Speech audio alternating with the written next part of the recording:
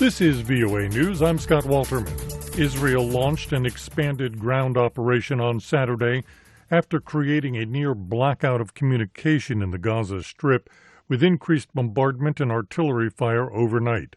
Prime Minister Benjamin Netanyahu called it a war for Israel's existence and said never again is now. What he's saying is, yesterday evening, more of our ground forces entered into Gaza in the development of the stronghold of evil.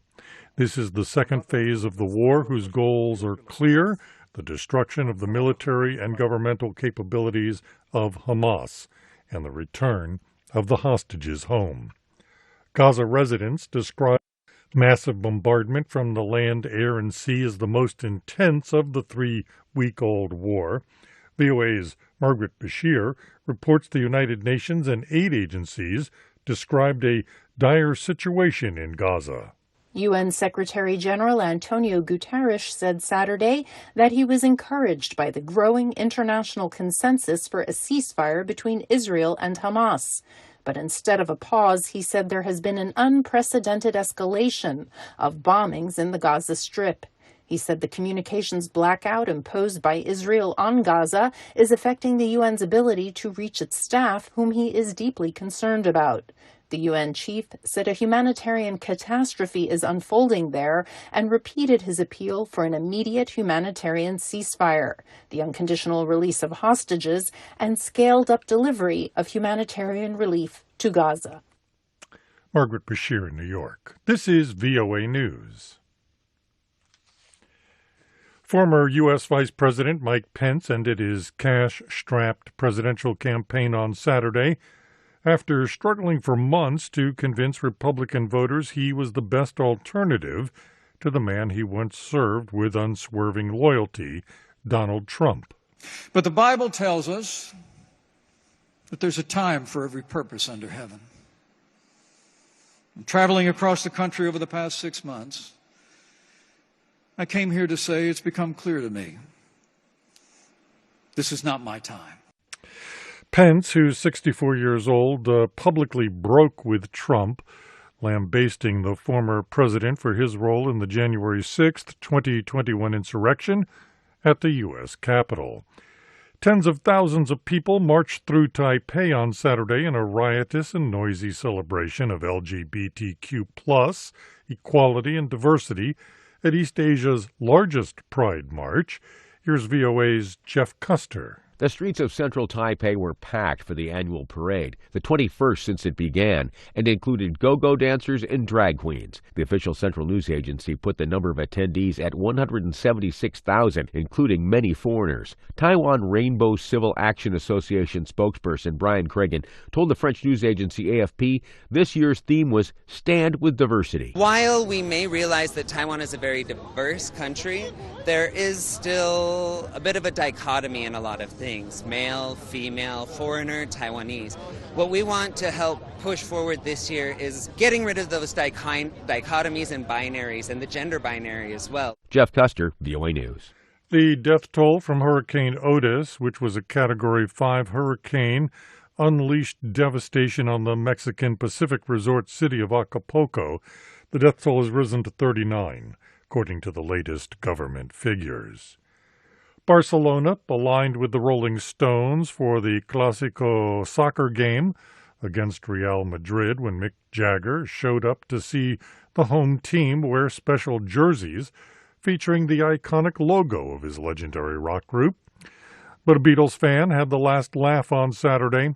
Jagger and fellow Stones member Ronnie Wood were in attendance at the stadium, where Barcelona's players wore jerseys featuring the Stones' Hot Lips logo in place of the normal shirt sponsor. Madrid won after Jude Bellingham struck twice, including once in injury time. After the game, Madrid cheekily posted an image of Bellingham with the message, "The Beatles were always my favorite band." I'm Scott Walterman, VOA.